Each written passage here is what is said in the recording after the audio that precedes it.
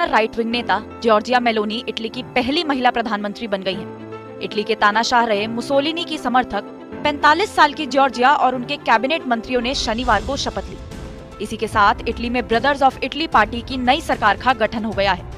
Italy में द्वितीय विश्व युद्ध के बाद पहला मौका है जब कोई राइट विंग का नेता प्रधानमंत्री की गद्दी संभालेगा। 4 साल पहले महज 4.13% वोट पाने वाली मेलोनी की पार्टी को इस बार 26% वोट मिले। जॉर्जिया के चुनावी एजेंडे में मुस्लिम अप्रवासियों को शरण नहीं देना और समलैंगिकों का विरोध और उनके हक नहीं देना शामिल थे। इधर राष्ट्रवादी मेलोनी की शपथ के बाद यूरोप डरा हुआ है। वो कभी भी यूरोपियन यूनियन छोड़ सकती है। यूरोपीय संघ की नीतियों से मेलोनी पूरी तरह सहमत नहीं है। वे ईयू को शरणार्थी समस्या का कारण मानती है। उन्होंने अपने चुनावी कैंपेन में कहा था, मुस्लिम देशों में गृह युद्ध में त्रस्त महिलाओं और बच्चों की तस्वीरें दिखाई जाती हैं, लेकिन हमारे देश में पुरुष शरणार्थी बन जाते हैं। मैं इन पुरुषों को शरणार्थी नहीं मानती। मेलोनी ने डोनाल्ड ट्रंप की कंजर्वेटिव पार्टी की तर्ज पर कहा था, माइग्रेंट्स खासकर मुस्लिम माइग्रेंट्स खतरा साबित होते हैं। अब आपको बताते हैं कि कौन है जॉर्जिया मेलोनी और चुनाव में क्यों मिला इटली की जनता का साथ। रोम में 15 जनवरी 1977 को जन्मी जॉर्जिया मेलोनी एक इतालवी पत्रकार और पॉलिटिशियन है। मेलोनी के पिता अकाउंटेंट थे। मेलोनी अंग्रेजी, स्पेनिश और फ्रेंच बोलती हैं। उनकी एक बेटी है जिसका जन्म 2006 में हुआ। मेलोनी ने 15 साल की उम्र में सेकेंड वर्ल्ड वॉर के बाद तानाशाह बेनिटो मुसोलिनी के समर्थकों की ओर से शुरू किए गए इटालियन सोशल मूवमेंट में यूथ विंग में काम किया। मेलोनी इटली के फांसीवादी तानाशाह बेनिटो मुसोलिनी की विचारधारा को मानने वाली और इस्लामोफोबिक नेता है, इसलिए इन्हें लोगों ने जमकर सपोर्ट किया।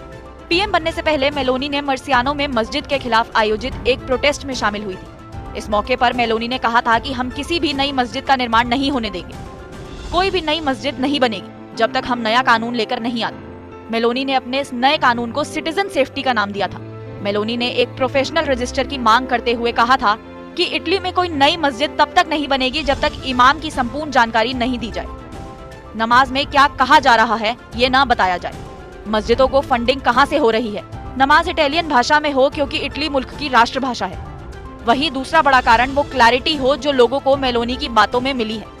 एक दक्षिणपंथी नेता के रूप में जॉर्जिया मेलोनी अपने मकसद के लिए बिल्कुल स्पष्ट है और उसमें कोई लाग लपेट नहीं है। इटली में नई सरकार तो बन गई, लेकिन ये कब तक चलेगी ये कहना मुश्किल है, क्योंकि इतिहास बताता है कि साल 1948 में इटली के गणराज्य बनने के बाद औसतन लगभग हर साल एक प्रधानमंत्री ने अपना इस्तीफा दिया है। ऐसा माना जा रहा है कि मेलोनी देश की इकोनॉमी सुधारने पर कम ध्यान देंगी। इटली पर 2100 लाख करोड़ रुपए का कर्ज है। ये कर्ज उसकी जीडीपी का 150% है। ईयू को डर है कि इटली में स्थिति और खराब हो जाएगी।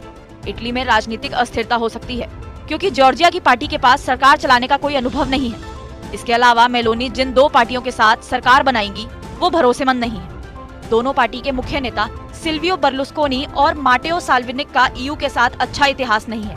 सिल्वियो बर्लुस्कोनी और माटेओ साल्विनिक महत्वाकांक्षी नेता है जो खुद को प्रधानमंत्री बनने देखना चाहते हैं। ऐसे में देखना होगा कि मेलोनी कब तक सत्ता पर काबिज रहेगी।